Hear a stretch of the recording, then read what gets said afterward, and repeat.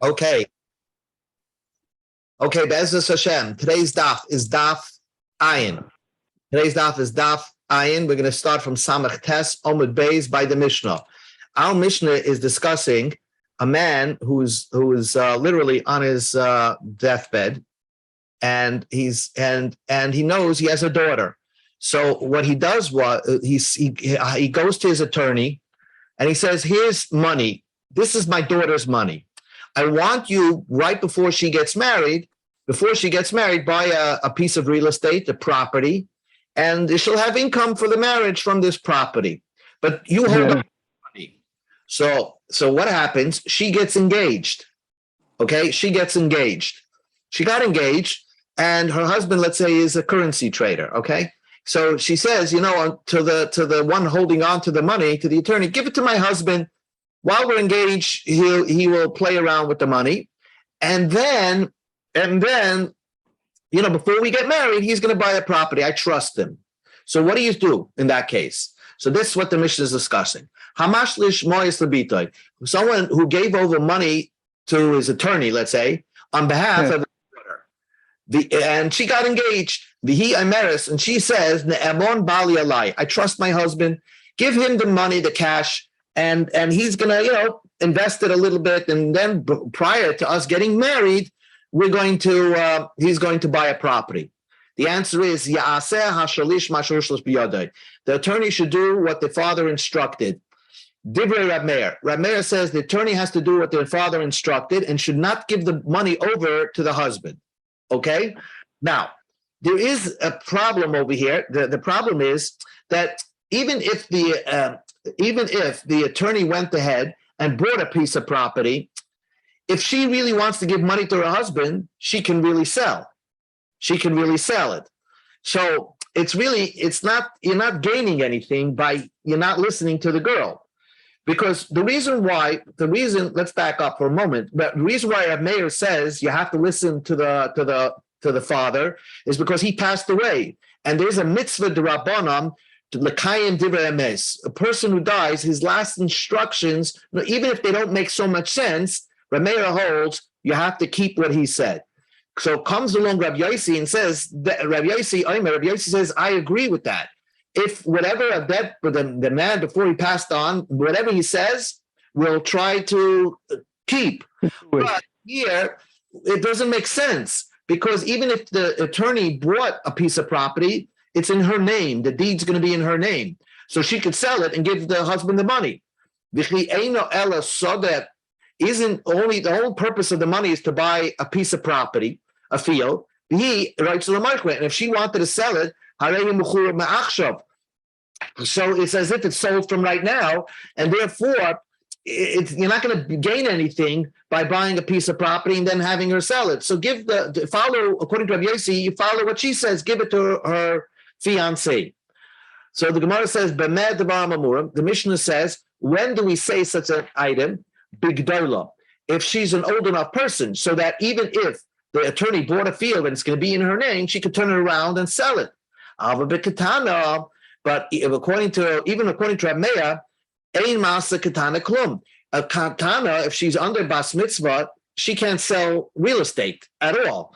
And if she can't sell the real estate, so then even Rab Meir, who holds that after she gets married, you listen to her. If the attorney did not buy a property before they got married, and it's still after she went to the wedding with this guy, Rab Meir will hold that, yes, would agree to Rabbi Yossi that you give it to the husband. If he couldn't find a good piece of real estate to buy, then you just give the money to the husband.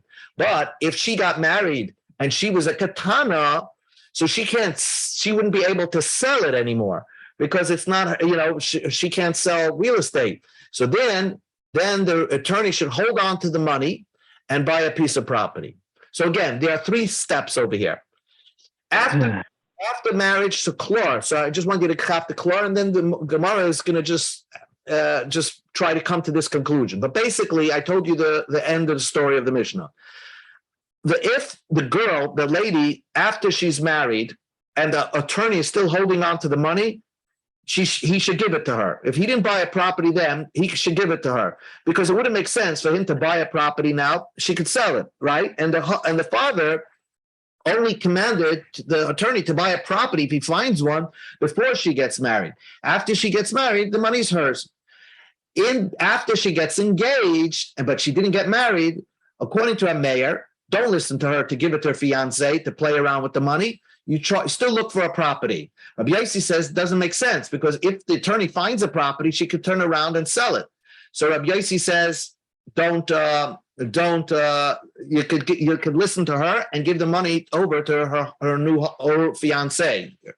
But even a mayor who said by a katana, by Rameir is only, this machlekes is only talking about by a gedolah, somebody over bas mitzvah.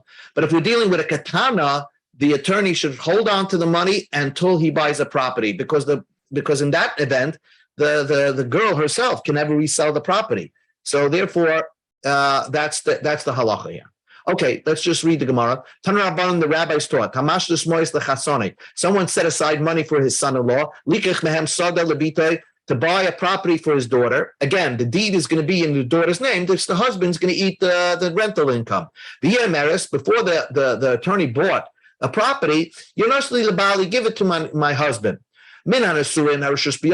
If she got married already and the attorney did not buy a property, so you listen to her. She can say, give it to my husband, he'll buy the property. But if she's just engaged, Rameir says the attorney should not listen to her, but should still look for a property, because there's a mitzvah to try to do whatever the deceased person said. That's what Rameir said. Rabbi Yossi says, if she's adult,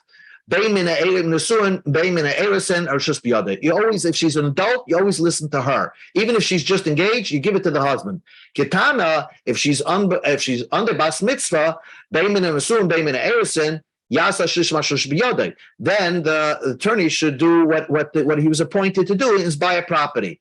Because again, if she's under bas mitzvah, then you have to really follow through what the father wanted, was to buy a property. If she wants later on in life to sell it, yes, she could do it. But as long as she's a katana, the attorney should do what's the story. My benaya, what's the difference between Rabbi Yossi and Rabbi Meir?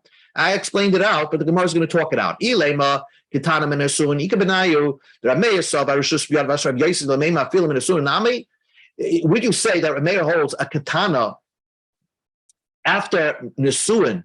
You would listen to a katana to give it to the husband. Gedola in katana loy, but only by a gedola. Rabbi Yossi holds you don't listen to a katana, and Rabbi Meir says no. Even if she's a katana, you do listen to her. The Gemara has this havamina that if they got married, Rabbi Meir will say that even if she's a katana, if she says give it to my husband, you listen to her. That the Gemara says that Gemara refutes that theory. Ema seifa. Let's look at the end. The Mishnah says when she's a katana, whatever she does, it doesn't work out. Even if she sells, we don't give it any credence. She can't sell a property. Anyone under bas mitzvah cannot sell a property. Hayman katani law. Who taught this statement? Rabbi Yossi. If Rabbi Yossi said that statement, Rabbi Yossi said that straight out. Rabbi Yossi said that the reason why you always listen to her and give the money to the husband, because she has a right to sell. So the Gdola de Basvine of course, somebody over bas mitzvah could sell. Katana de Lach Basvini, a katana can't make transactions in real estate. We don't listen to the katana. So who must be saying that? A katana, we don't listen to her. If it's Rabbi Yossi, it's clear Rabbi Yossi says that. Why does he have to repeat himself? Ela Rabbi Meir he. You have to learn that this is the opinion of Rabbi Meir. The Mishnah is missing a few words, but let's read the Mishnah, and it's exactly the way I explained it to you. A man gave money over to an attorney to buy a property for his daughter who's getting married. The attorney has to buy the property. When do we say this? Minha erisin. As long as the girl did not get married, even if she's just engaged and says, "Oh, give the money to my husband, he'll buy the property," you don't listen to her. Avo min hanesuin. But if she got married already, so anyway, what's the point of buying the property? She can resell it. And anyway, the father only meant to buy the property before she gets married. After she gets married and he wasn't lucky to find a good deal, he should give her the cash. We listen to her and we don't buy a property. When was this said? By a girl who's over bas mitzvah. By beketana,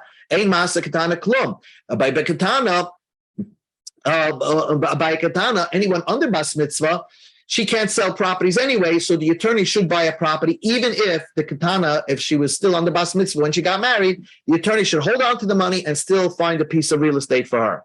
So where is the machlokes between Rabbi Yossi and Rabbi Meir? If she just got engaged and she's over bas mitzvah, that's the difference. Rabbi Meir holds you always listen to the attorney, you'll always listen to the dead person. And he commanded, buy a property before she goes to the wedding. So the attorney has to listen to what the father said. But Rabbi Yossi said that you only listen to a dead man's instructions if it makes sense. But here, it's not going to make so much sense because when the attorney buys the property, if the deed's going to be in her name, if she wants, she can turn around and sell it and give the money to her future husband. So therefore, Rabbi Yossi says you always listen to her. And that's much like this. Itma, Rabbi Huda, Amar Shmuel, halacha Rabbi Yossi, the halacha is like Rabbi Yossi, that you listen to her. Rav Amar Rav Nachman, halacha Rabbi Meir. Rav says the name of Rachman, that the halacha is like Rabbi Meir. The Gemara continues. Ilfa Tlod Nafshi Biskaria de Mechusa. This person called Ilfa, who was a colleague of Rabbi Yochanan. He was a great Talmud Chacham, but he went into business. And he always felt that they always said, oh, you went into business, you didn't become as great as Rabbi Yochanan. So he always felt to have to prove himself that he still knows how to learn excellent. So he, at one time, he like climbed up a mast of a ship, the pole that holds up the sails of a ship. And he said like this, he challenged anybody who will say something of a brisa, the Beit Reb Chia Reb Oishia, that was taught in Reb Chia Reb Oishia, any brisa, and I would not find you the source of who wrote that brisa from a Mishnah. Meaning, you quote a brisa, I'll tell you who said it, who's the author of it.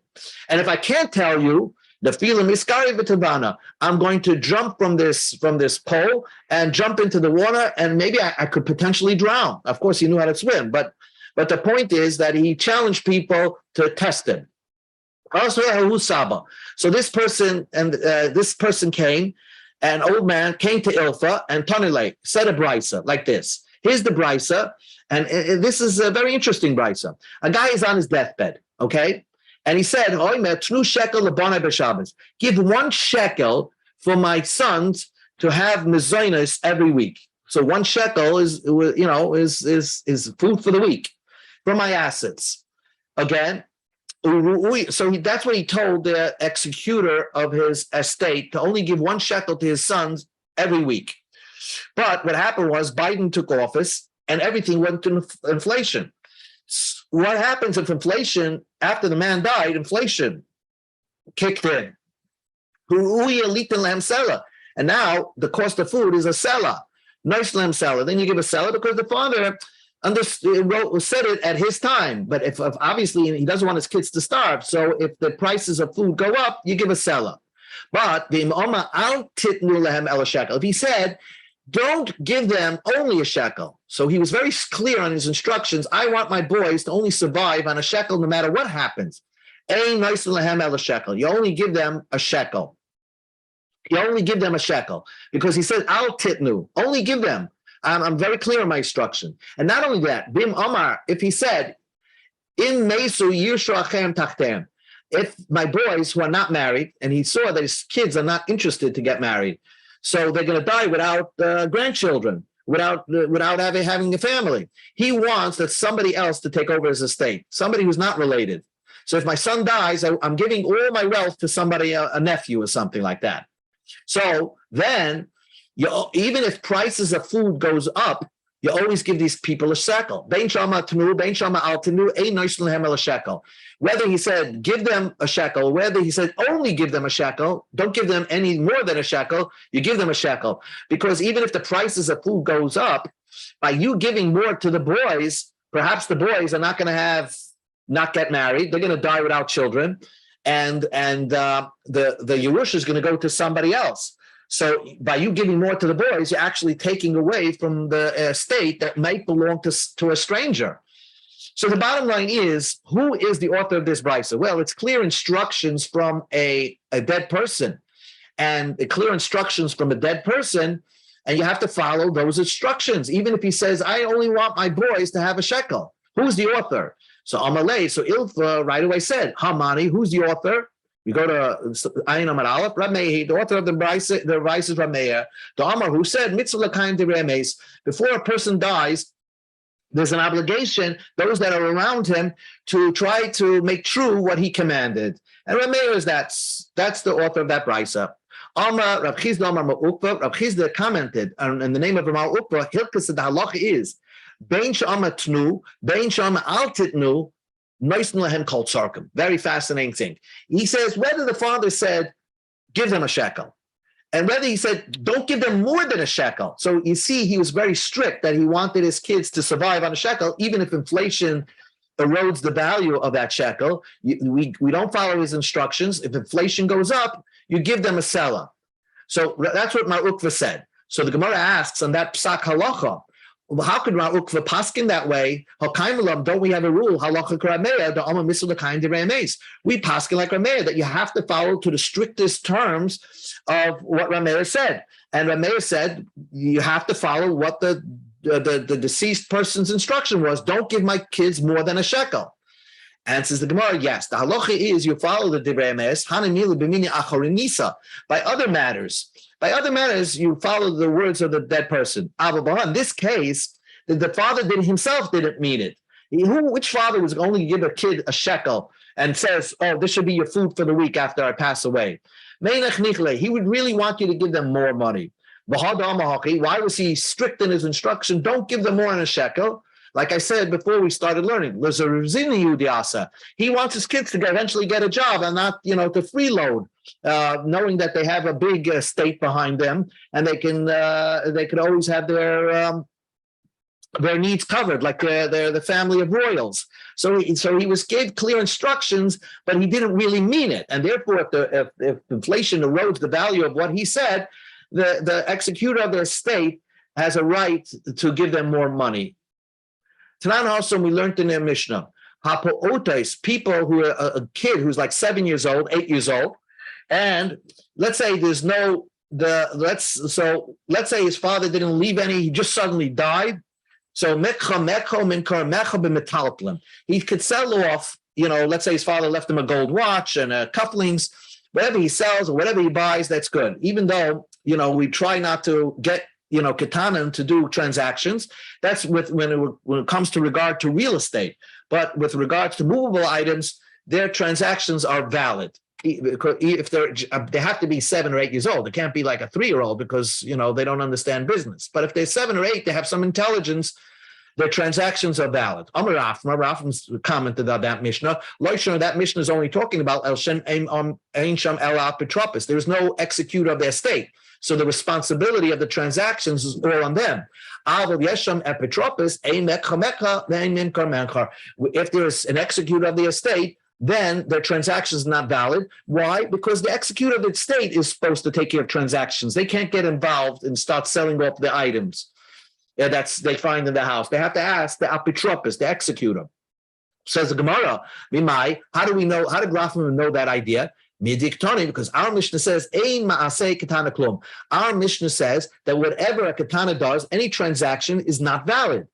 So the Gemara says, Vidilma, maybe, so that's proof that the katana, if there's somebody taking care of the estate, then whatever they do is not valid. So our Mishnah clearly says that. So the Gemara says, Vidilma, perhaps that's not a proof. Our Mishnah is talking about there's an attorney over here, and he's holding on to a specific cash with specific instructions. Then, the katana can't come in and say, give it to me, or, it's mine. The attorney is holding on to it. Over here, it's an apotropos, an executor who's supposed to sell items at need to support the orphans. So therefore, if the katana went ahead and sold it, perhaps he overrode the apotropos, the executor of the estate. So the Gemara says no. In Cain, if that was true, listen, let our Mishnah say, why didn't our Mishnah say that the attorney should do what he's instructed to do? But instead of that, our Mishnah says, my ain masa katana klum. Our Mishnah gives like a general rule. Whenever somebody's taking care of the assets of Yesayimim, orphans, whatever they do is not valid. So that's more of a general rule, not just an attorney with specific instructions, but any executor of an estate, right? So then, no matter what, even without specific instructions, whatever the young kids do is not valid. Shema mina afilu ba'alma, that it's true that whenever there's an executor of the estate, then then whatever transaction they do, if they sold the cufflinks or the diamonds or whatever, it's not going to be valid. Hadron Allah Chametzias Isha. We go on Bez Hashem to the 7th parak of Masechta Kesubos. Mishnah begins. This Mishnah is talking about. We talked about Sholem Bayis, but this Mishnah starts with what happens if there's no Sholem Bayis. There's no harmony. So the Mishnah discusses a case like this. A man says, I make my wife usher to benefit from my assets for food. He can't say, I'm not going to sleep with you, because that he's an obligation to do so. But the Mishnah is the Mishnah is discussing a case where he weaseled out of his way that he doesn't have to supply her with food, and yet, nevertheless, and we're going to discuss that in the Gemara. He made a neder, he made a promise that and he assered his wife from benefiting from his possessions. So the Mishnah says, Ad lamed yoim yamet parnas. Now this part is strange. We're going to discuss that also. For 30 days, he could have his friend give food for his wife. Now, if the friend is doing it because he instructed him to do that, so then he's violating his vow. So we're going to figure that one out. But anyway, Ad lamed yoim yamet parnas. Somebody else should take the place and start giving food for this wife. But yes, someone can. But if it's more than that, the wife can demand. How can I live with a husband that I can't benefit? I can't, use the ATM card to buy a cup of coffee. So yes, I can. More than that, she could demand yotzi that he has to divorce her, eat in ksuba and pay for the ksuba. Rabbi Yehuda. So we end the marriage after 1 month. Comes along Rabbi Yehuda and he says, Rabbi Yehuda, it depends. Be Yisrael. If he's not a Kohen, he's a Yisrael. Then chodesh echad yekayim. We try to keep this marriage going for 1 month. Ushnayim yotzei eating ksuba. But by the 2nd month, we can allow this divorce to go through, because even if later on the husband regrets it and it goes and files to undo his vow, he goes to the rabbi and the rabbi said, your vow is mutter, then he can remarry this lady if he wants to. So that's fine. But Kohen, when it comes to a Kohen that has this situation, we want them to stay together shnayim yikayim, 2 months. Try to keep this marriage going for 2 months. Maybe perhaps he'll find a heter for his neder during those 2 months. But if it goes on more beyond 2 months, by shloisha, by the 3rd month, she can demand that he divorce her and get a ksuba. That is what the Rabbi Yehuda says. Again, because the Kohen, once he divorces her, it's final because he cannot remarry her. Now the Mishnah says, but let's say the husband proved to his wife that he hated her from day one. Now, how does a husband, you see, when a husband asks his wife to have not to benefit from his food, could be it was an angry moment. But sometimes a husband is so full of disdain for his wife that even if he's not angry, he could prove to his wife that he hates her. How's that? Let's say she said, I make a neder that I am not going to eat apple anymore in my life. She said that. And he said, okay, yeah, that neder is okay. Now the husband could have had a right to undo that neder and invalidate that neder, because any vow that she makes is under the husband's jurisdiction, something like that. And she made that neder, and he validated that neder. So he showed that he doesn't really care so much about his wife, who's going to be under this vow that she can't eat apples anymore for the rest of her life. So then she could say, I wouldn't want to live with a guy who hates me. So Then the Mishnah says like this: Hamader is ishtay. This mader is ishtay doesn't mean that the husband made the neder. It's the wife that made the neder, and he said it. Oh, that's a good neder. Keep it. That she's not going to eat any one of any fruits. Let's say, I picked the apple. So then he proved to her that he doesn't really care much about his wife. Yaitzi, she could demand that a divorce, v'yitin ksuba, and he has to give the ksuba right away. Rabbi Yehuda says, be Yisrael. If it's a Yisrael, yoim echad yikayim. We try to keep the marriage going for one day, but if he didn't invalidate try to figure out a way out of this vow, shnayim, by the second day, yoitzi v'yitin ksuba. Then there's a divorce, and you give a ksuba. Or perhaps if the neder was for one day, if she made a neder for one day and she said, okay, you can keep this neder for one day, yes. But if she made the neder for 2 days, and he says, keep the neder for 2 days, so he already proved that she doesn't like his wife, she could demand a get, then he has to pay the ksuba. Uber koyin, says Rabbi Yehuda, shnayim yikayim, that for 2 days, we keep the neder going, and he has to keep this wife. But if she made a neder for shloisha for 3 days, and she said, okay, I want you to have this neder for 3 days, you can't eat fruits for 3 days. So it shows he doesn't really care so much about his wife. Yotzi v'yitin ksuba, he gives a ksuba. So then the Mishnah says like this, and all the Gemara is going to discuss that. A woman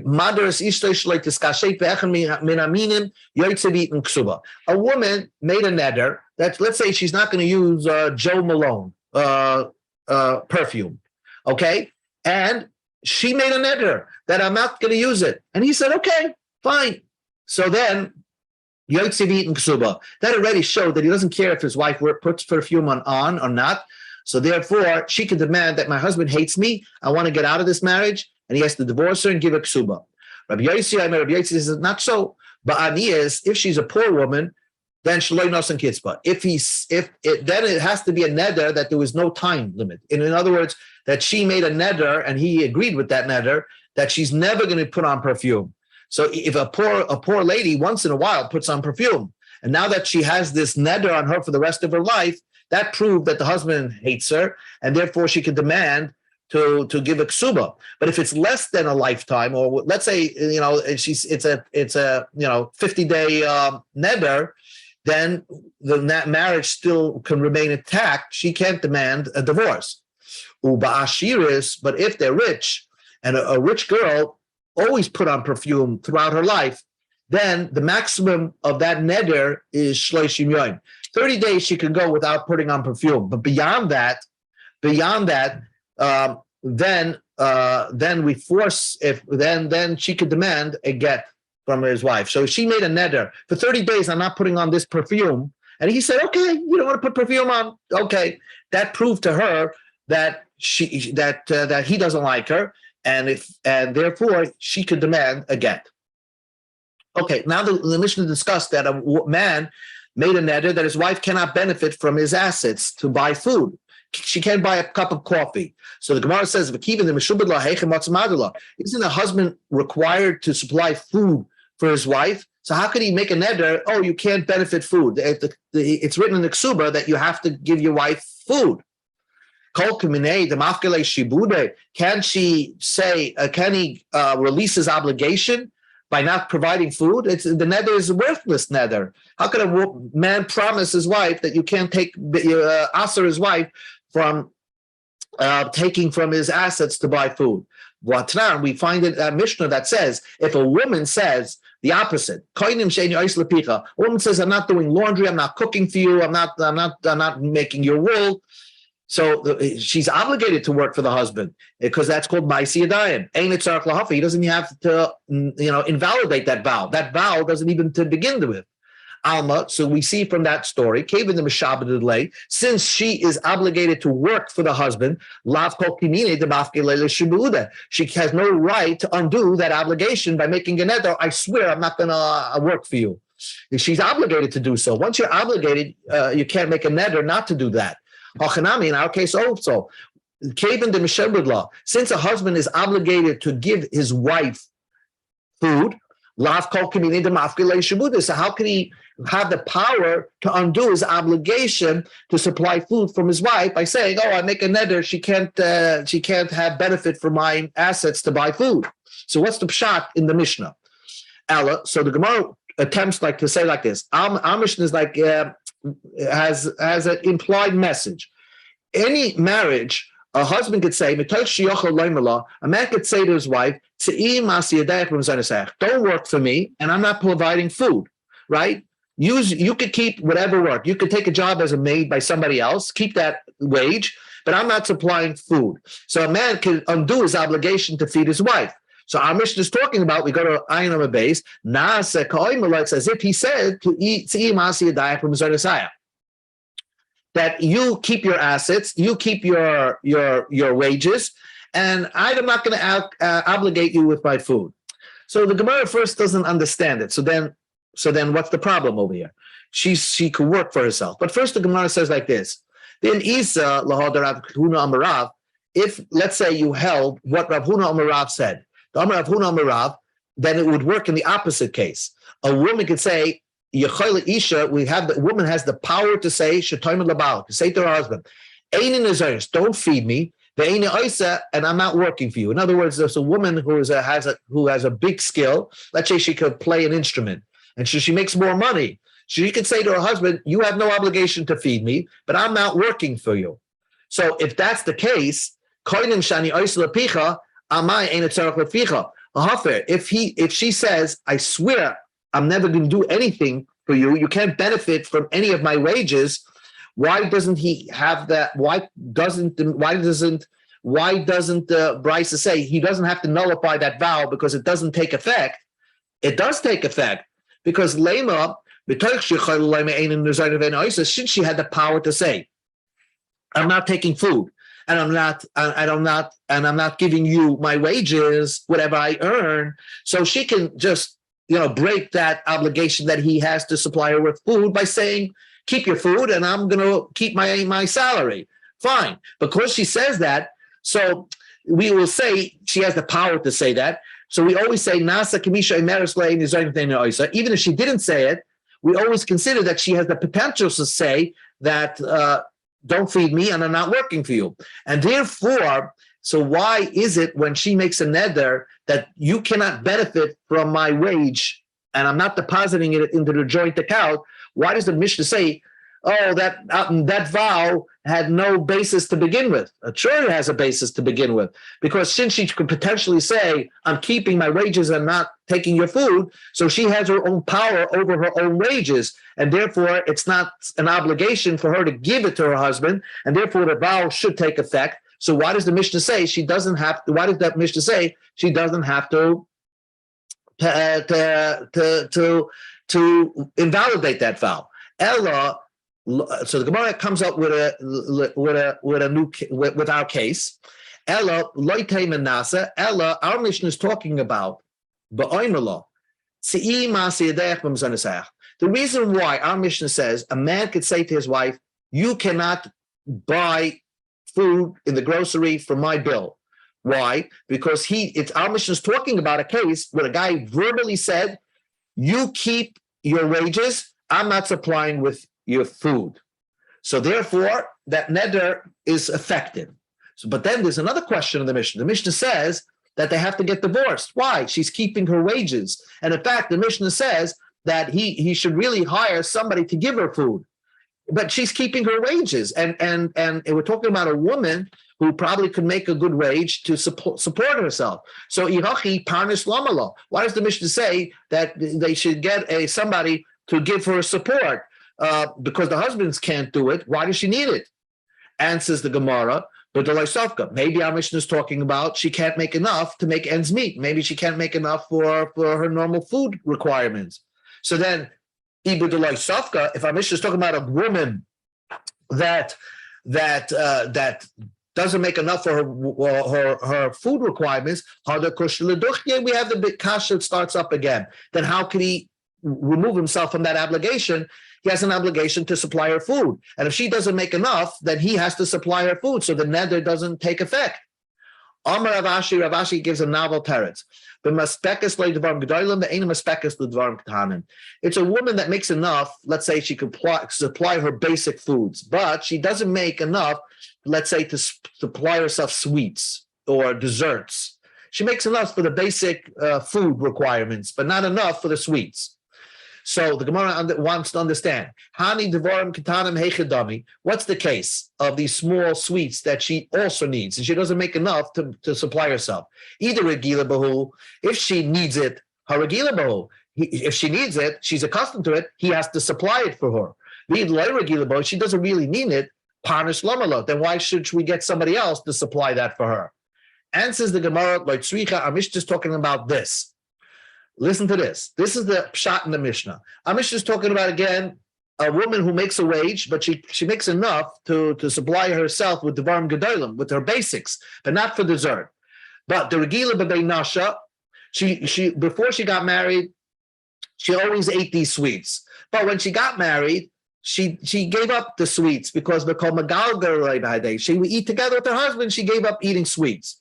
But now that he's now refusing her and kicking her out from his dining room table and not supplying any food, then she can automatically demand sweets. The Amar La and before you made another galgina bahadach, I put up with you and I didn't eat the dessert. Now you make a neder that we can't eat together. I can't, I don't want to give up not eating sweets, and therefore the neder takes effect on these big things. It's an effective neder. She can't benefit from his assets. So therefore, somebody has to come in from the back end and supply her with money for sweets. But the marriage has to keep going for 30 days. So the Gemara says, why do we let the marriage go for 30 days? If she has a secret supplier giving her sweets, so why can't we say that the marriage should last for more than 30 days? So the Gemara says,